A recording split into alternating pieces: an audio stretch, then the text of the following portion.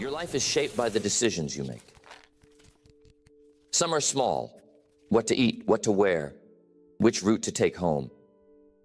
Others are bigger: where to work, who to trust, when to take risks. But then there are the high-pressure decisions. The ones where you don't have the luxury of time. The ones where stress clouds your thinking. The ones where there's no clear right answer. Yet making the wrong move could cost you money, relationships, reputation, even your future. Pressure doesn't wait for you to be ready. It comes fast, unexpected, sometimes unfair. And if you're not prepared, you'll either freeze, react emotionally, or make a choice you'll regret. That's what separates people who crumble under stress from those who thrive in it. It's not intelligence. It's not talent. It's training. Because decision-making under pressure isn't about knowing the right answer. It's about knowing how to think. It's about creating space when there is no space. Controlling emotion when it wants to control you. And making the best possible move, even when the situation is working against you.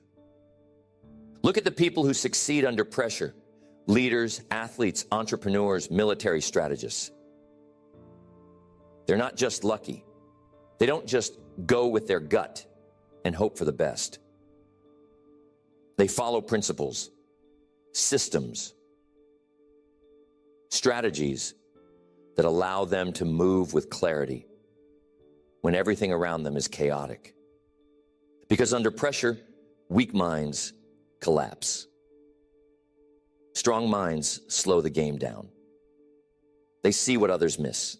They stay calm while others panic. And that's not a gift. That's a skill. The good news? You can learn it. So let's talk about it. The first thing I want to talk about is making decisions when the pressure is on. Pressure does strange things to people. It makes some hesitate. It makes others rush. And it makes most people second-guess themselves at exactly the wrong time. You ever notice how some people seem to thrive in high-stakes situations while others completely fall apart? The difference isn't intelligence. It's not even experience. It's training. Because decision-making under pressure is not about knowing the perfect answer. It's about knowing how to think when the moment is moving too fast for clear answers. Most people don't prepare for pressure. They wait until it hits, and then they hope for the best. They tell themselves they'll know what to do when the time comes. But when the time comes, they freeze. Because pressure, it doesn't give you extra time to think. It speeds everything up. And if you're not already prepared, you'll either react emotionally, make the safe move out of fear, or do nothing at all. So how do you make the right decision when the pressure is real? How do you make sure you're the one who stays clear while everyone else loses their mind? First, you slow the game down. You create space. Because pressure forces people into a rush. It makes them feel like they have to act immediately. But acting fast and acting smart are two different things. And if you let pressure convince you that speed is your priority, you will make a mistake. Ever notice how the best athletes, the best leaders, the best performers always seem to have more time than everyone else? It's not because they're slower, it's because they don't panic. They create space between stimulus and response. And in that space, they see what others miss. When you feel pressure, your instinct will tell you to act fast. Fight that instinct. Instead, breathe. Literally. Take a deep breath. Because in that moment, what you are doing is regaining control over your mind.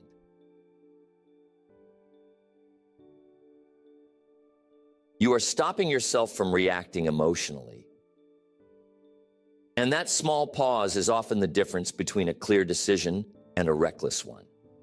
Now, slowing the game down is one part of it. The next part, you need to shift your focus from how you feel to what you know.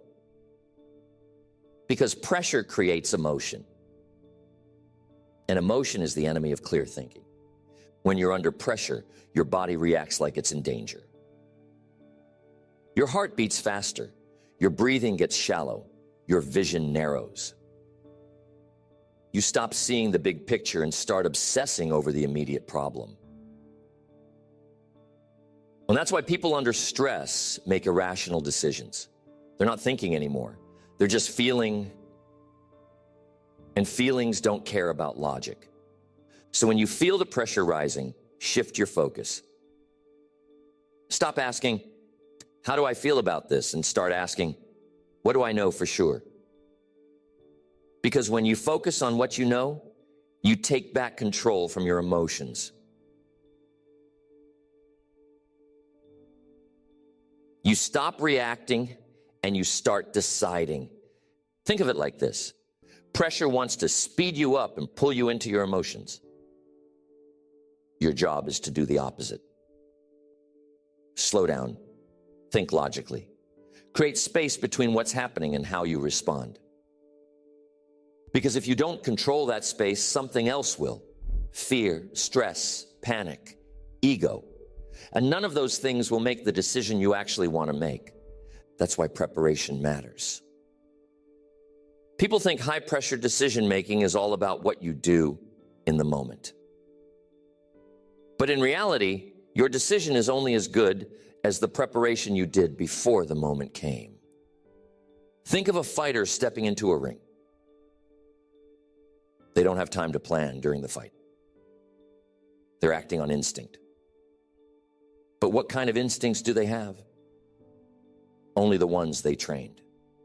Same with you. If you haven't trained yourself to handle pressure, you will default to emotion. And emotion makes bad decisions. So how do you train for pressure? You prepare before the moment comes. You create strategies ahead of time so that when the pressure's on, you already know what to do. Because under stress, the last thing you want to do is think from scratch. You ever notice how top performers have routines? It's not because they need structure. It's because routine takes thinking out of the equation. They don't have to decide how to start their day, how to warm up, how to prepare. They already know. So when pressure comes, they don't have to think. They just execute. That's how you win under pressure. You create structure. You build habits that take emotion out of the equation. And you prepare so that when the moment arrives, you're not figuring it out. You're following a plan. Because the worst time to make a plan is when you're already in the middle of the fight. The next thing I want to talk about it. The role of emotion in high-pressure decisions. Pressure doesn't just test your logic, it tests your emotions. And if you don't control your emotions will control you. You ever see someone make a completely irrational decision in a stressful situation? Maybe they lashed out at the wrong person. Maybe they gave up too soon. Maybe they doubled down on a mistake instead of correcting it. And you're watching it unfold, thinking, why would they do that? The answer is simple. They weren't thinking. They were feeling. Because under pressure, your emotions will try to take over. Fear, frustration, excitement, anger, whatever you feel in the moment will try to make the decision for you. And if you let that happen, you'll end up making a choice that satisfies the emotion instead of solving the problem. That's how people destroy opportunities. That's how people lose relationships, lose deals, lose momentum. Not because they didn't know the right move, because they let emotions push them into the wrong one. So if you want to make better decisions under pressure, you need to separate emotions from logic. That doesn't mean ignoring your emotions. It means recognizing them without letting them dictate your actions. Here's the problem. Most people don't even realize when their emotions are making their decisions for them. They feel a sense of urgency, so they rush. They feel offended, so they lash out.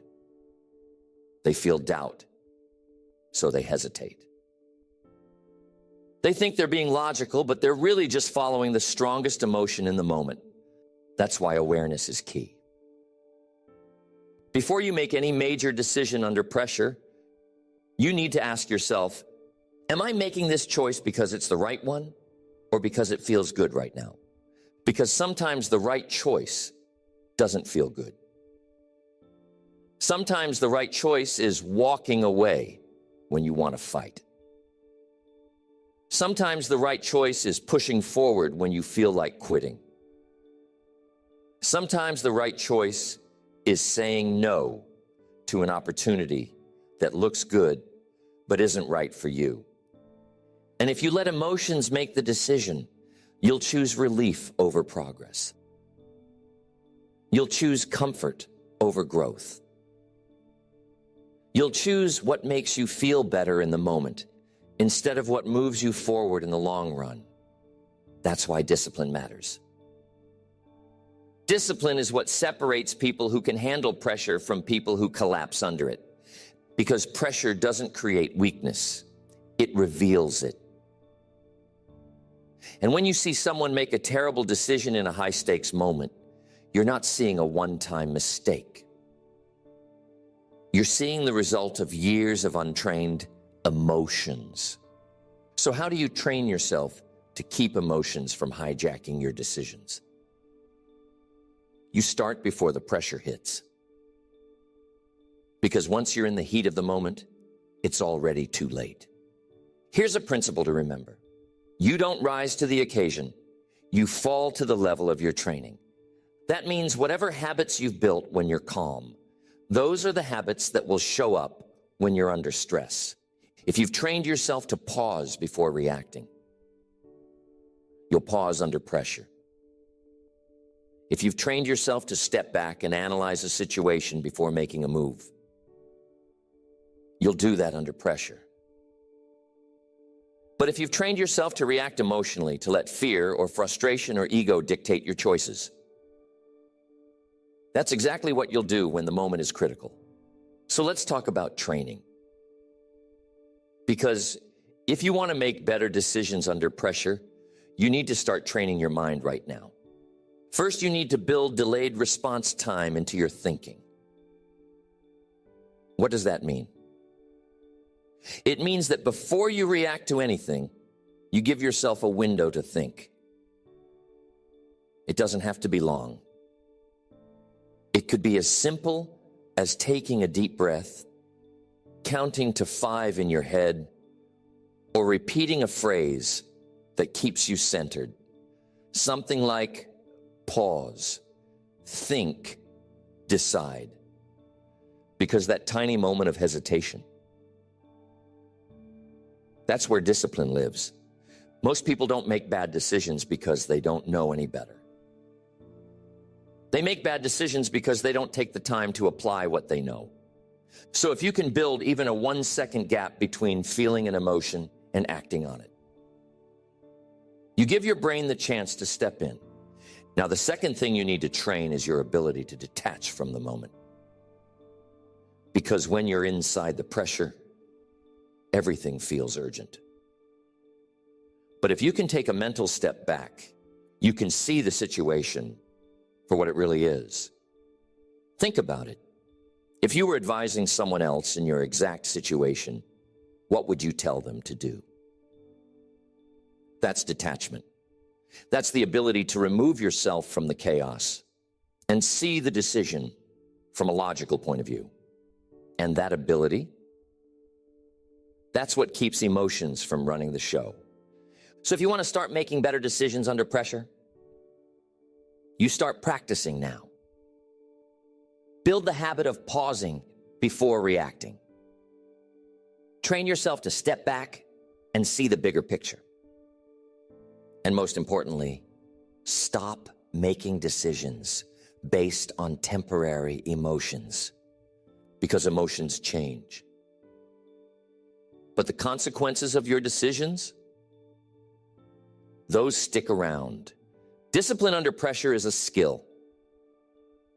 And if you train it, you will be the one who stays in control while everyone else falls apart. Okay, I want to talk about how you can think clearly when the stakes are high. Pressure distorts reality.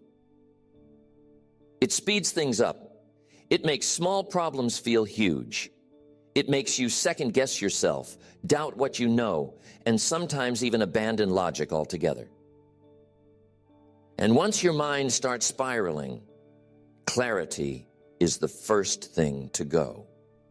But here's the truth. Your ability to think clearly under pressure has nothing to do with intelligence. It has everything to do with control. Because when you lose control of your mind, you lose control of your choices. And when you lose control of your choices, you lose control of the outcome. So if you want to make the right decisions in high-pressure situations, you don't need more intelligence. You need a strategy. A way to strip away the noise, separate fact from feeling, and force yourself into a state of clarity when everything around you is chaotic. Because here's the real danger. When people lose clarity, they don't just hesitate. They react emotionally. They jump to conclusions. They make impulsive moves based on fear, frustration, or insecurity, and those mistakes can cost them everything. You ever see someone lose their temper and say something they can't take back? Ever see someone panic and make a decision that backfired instantly? That's what happens when pressure takes over. The mind shuts down, emotion takes control, and regret follows right behind. But it doesn't have to be that way. If you know how to clear your mind under pressure, you can slow things down while everyone else is speeding up. You can see angles that others are too frantic to notice. And you can move with confidence while the rest of the world is losing its head. So how do you do that? How do you stay clear when the moment is anything but calm? First, you need to understand one thing. Your brain is working against you. Not because it wants to, but because when stress kicks in, your brain's first job isn't to make smart decisions. It's to protect you. And that means it's going to default to the fastest, easiest, and most familiar solution it can find. That's why people under stress make predictable mistakes. They rush decisions because waiting feels dangerous. They avoid risk because failure feels catastrophic. They listen to fear instead of logic because survival feels like the priority, the problem. Most of the time, you're not in actual danger, but your brain doesn't know that. It treats emotional stress the same way it treats physical threats. And unless you take control, it will push you into decisions that feel safe instead of decisions that are right. So the first step to clear thinking under pressure, override your instincts. Recognize that just because something feels urgent doesn't mean it actually is. Just because something feels overwhelming doesn't mean it's impossible. Just because something feels like a catastrophe doesn't mean it's the end of the world, because that's what pressure does. It magnifies everything. But if you can strip away the exaggeration, If you can separate what's real from what's emotional, you put yourself back in control. Now, the second key to thinking clearly under pressure: reduce the complexity. Because when pressure kicks in, the mind starts racing. It tries to consider every possible scenario, every possible consequence, every possible angle, all at once. And that's when overthinking kills action. You ever hear someone say they're paralyzed by indecision? That's not an accident. That's exactly what happens when your brain is overloaded. Instead of making a choice, it loops endlessly between options, trying to predict every outcome. But here's the truth: you will never have perfect information. You will never know exactly what's going to happen. And if you wait until you do, you'll never act at all. So what's the fix? Simplify. Reduce the decision down to its core elements. What actually matters here? What are the top 2 or 3 factors that should be guiding this decision? And what's just noise? Because most of what your brain fixates on under stress, it's just noise. Irrelevant details, hypothetical disasters that probably won't happen, 100 what-ifs that will only slow you down. But if you strip it all away and focus on what actually matters, the decision gets clearer, the stress drops, the right move starts to stand out. Now, the third and final key to thinking clearly under pressure: trust yourself. Because even if you do everything right, slow things down, strip away emotion, simplify the choice, you will still have doubt. That's what pressure does. It makes you question yourself. But here's the thing: if you've done the work, if you've thought it through, if you've prepared for moments like this, you already know what to do. The only thing left is to execute. And that's where most people fail. Not because they don't know what to do, but because they don't trust themselves enough to do it. They hesitate. They delay. They look for more reassurance, more validation, more certainty. And by the time they finally act, the moment has passed. So when you reach the point where you've stripped away emotion, simplified the choice, and done the thinking, move, pull the trigger, make the call, take the action. Because the longer you wait, the more doubt will creep in. And hesitation under pressure is just another way of losing. Clear thinking under pressure isn't about perfection. It's about control. Control over your mind, control over your emotions, control over your decisions. And the more you train it, the sharper you become. Because while most people let pressure cloud their judgment, you will be the one who sees everything clearly. Next, building mental toughness for high-stakes decisions. Pressure is not just about the situation. It's about how you handle it. 2 people can be in the same high-stakes moment, facing the same uncertainty, the same risks, the same consequences. One will fold. The other will rise. Why? It's not luck. It's not intelligence. It's mental toughness, because pressure doesn't create weakness. It exposes it. And the people who make the best decisions under pressure are not the ones who are naturally gifted. They are the ones who are prepared. The ones who have built the kind of mental toughness that allows them to keep moving forward while others break down. So the real question is, how do you build that level of toughness? The first thing you have to understand is that mental toughness is not about being fearless. It's not about being immune to pressure. It's about knowing how to function in the middle of it. People who are mentally tough don't lack fear. They've just trained themselves to act despite it. Because here's the reality. Fear isn't the problem. It's hesitation. It's panic. Letting fear control the decision instead of using it as fuel. That's the real issue. Every person who has ever made a tough decision under pressure has felt fear. The difference is what they do with it. The weak let it shut them down. The strong feel it and move forward anyway. That's mental toughness. And it's not something you're born with. It's something you build. So how do you build it? First, you need to condition yourself to handle discomfort. Because pressure is uncomfortable. And if you've spent your whole life avoiding discomfort, you'll never be able to handle it when it matters. Most people make decisions based on what feels easiest in the moment. They avoid confrontation. They back away from risks. They take the path of least resistance. And in doing so, they train themselves to be weak.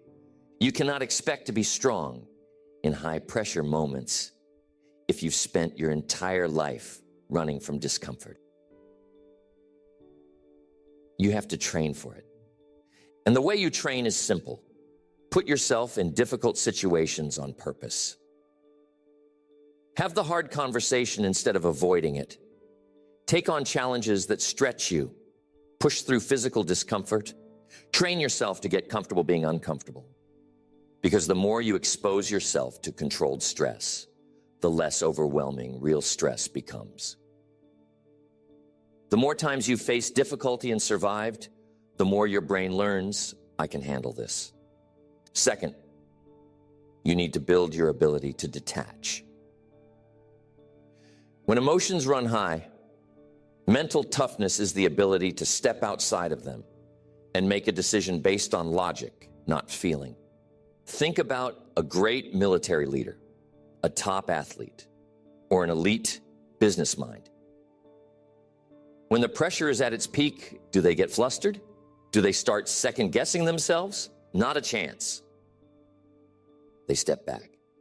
They assess the situation. They remove the noise, and then they act.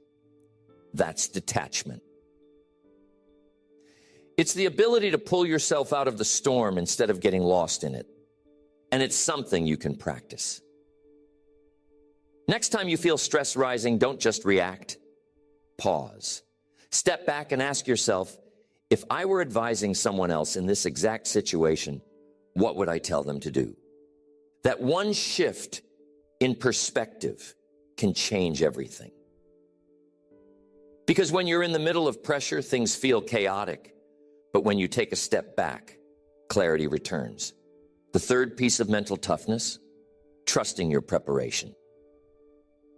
Because when the moment is critical, you will default to your training. You ever notice how top performers don't hesitate when it's time to execute? It's not because they have some magical ability. It's because they've put in the work. They don't need to overthink it because they've trained for this moment 1,000 times before. The problem is most people don't train. They just assume they'll figure it out when the time comes, but when the time comes, they panic. That's why preparation is key. If you want to make the right decision under pressure, don't wait for the moment to arrive. Start training now. Train yourself to stay calm in difficult situations. Train yourself to push forward when you feel fear. Train yourself to be comfortable in high-stress environments so that when the pressure is on, you're not figuring it out for the first time. You're just doing what you've already practiced. Because the worst time to prepare for pressure is when you're already in it. The work has to be done before the moment comes. Mental toughness is a choice. It's a habit. And if you build it, pressure will never control you again. And one of the most important things you must learn to do is executing under pressure, turning decisions into action. At the end of the day, none of this matters if you don't execute. You can have the best strategies. You can have the clearest thinking. You can be calm under pressure. But if you can't pull the trigger when it counts, none of it means a thing. Because making a decision is one thing, acting on it is another. And when the moment arrives, when the clock is ticking and there's no more time to analyze, you either move or you freeze. That's what separates the people who win under pressure from the people who fold. They don't just decide, they execute. But here's where most people go wrong. They get caught in hesitation. They second guess themselves. They wait for perfect conditions. And in that hesitation, they miss the window of opportunity. That hesitation. It's just fear disguised as logic. It's your brain looking for a way out, a way to delay action so you don't have to face the uncertainty of what happens next. And if you let it take control, you'll stall, you'll overthink, and the moment will pass before you've even moved. So if you want to execute under pressure, you need to train yourself to cut hesitation out of the equation. First, you need to understand this. You will never feel 100% ready. If you wait for complete certainty before making a move, you will never act. Because pressure creates doubt. The more you think, the more possibilities you see. The more possibilities you see, the harder it is to commit to one. That's why high performers trust their preparation. When the moment comes, they don't waste time questioning themselves. They've already done the thinking. They've already made the decision. And when it's time to execute, they go. No hesitation. No overanalysis. Just action. If you want to be the kind of person who moves under pressure, you need to train for action. One of the best ways to do this, make micro decisions faster.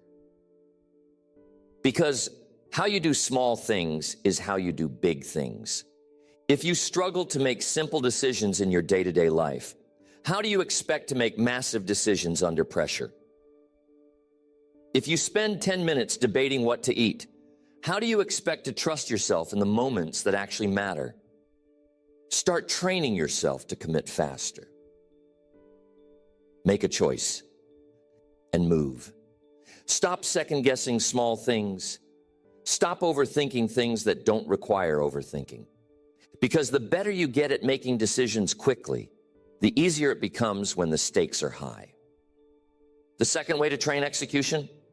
Lower the cost of mistakes in your mind. Most hesitation comes from fear of getting it wrong. But the truth is, most mistakes are recoverable. People hesitate because they treat every decision like life or death. But in reality, most of the time, if you make the wrong move, you can correct it. You can adjust. You can pivot. The people who execute under pressure don't avoid mistakes. They trust themselves to fix them if they happen. That's why they move faster. That's why they hesitate less. Because they know that inaction is usually a bigger mistake than making the wrong move. And here's the thing. Momentum beats perfection. A half-right decision executed at full speed is often better than a perfect decision that comes too late. Because action creates clarity. Once you move, you start gathering real feedback. You start seeing the results of your decision in real time. And that gives you the ability to adjust, refine, and keep moving forward. But if you sit still, waiting for absolute certainty, you get nothing. You learn nothing. You gain nothing. So the third key to executing under pressure, trust the process. The people who succeed in high-pressure situations don't necessarily have more courage. They just trust the process of execution more than they trust their fear. They know that once they move, things will become clearer. They know that once they take action, their confidence will rise. They know that even if they're wrong, They can course correct along the way. That's what allows them to pull the trigger when everyone else is still stuck thinking. So if you want to train yourself to execute under pressure, you start moving. Even when you don't feel ready, even when your brain is telling you to wait, even when the fear of making a mistake is screaming at you to hold back. Because the longer you wait, the harder it gets. But the second you move, everything starts falling into place. When you step up in a high-pressure moment, you have two choices: act or freeze. Decide or delay. Win or lose. And the people who win, they don't hesitate. They don't wait for perfect conditions. They trust the decision and they execute, because pressure rewards action. Everything we've talked about comes down to one thing: control. Control over your emotions. Control over your thinking. Control over your actions. Because when pressure is high, when time is short, when the stakes are real, you either take control or the situation takes control of you. And most people, they don't take control. They react. They hesitate. They get caught up in the moment, and they let fear, stress, and doubt make their choices for them. But that's not going to be you. Because now you know what it takes to make the right decisions under pressure. You know how to slow the game down so that you don't get caught in the rush. You know how to separate emotion from logic so that your choices aren't driven by fear or frustration. You know how to simplify the decision so that you don't get stuck overthinking. And most importantly, you know how to execute. Because at the end of the day, all the strategy in the world means nothing if you don't move when the moment demands it. So what does all of this mean for you? It means that pressure is no longer a problem. It's an opportunity. Because every high-pressure moment is a test, and now you have the tools to pass that test every single time. No more hesitation. No more second-guessing. No more letting pressure get the best of you. You're in control. And the next time you're faced with a decision that matters, you'll be ready. Don't forget to subscribe for daily motivational content.